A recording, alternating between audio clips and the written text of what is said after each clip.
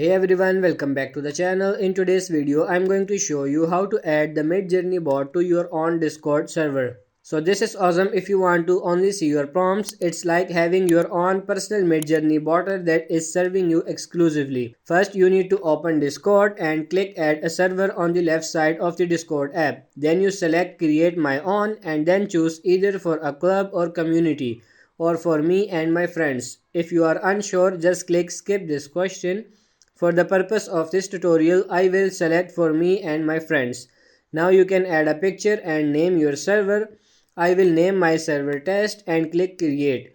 Once you hit create, your new server will open automatically. Now that you have a new Discord server, you can add the Midjourney bot. To do this, you need to be a member of Midjourney server. To add the Midjourney bot to your server, click the Midjourney icon on the left side of the Discord app, then find the Midjourney bot in the member list. Click the first icon to the left of the search bar at the top right of the Discord app. Click Midjourney bot and then add to server. Where it shows add to server, select the server you named previously. Click continue. On the next screen, leave everything checked and select authorized. Hit go to test. Since I name my server test, go to test your server should open through the Discord app.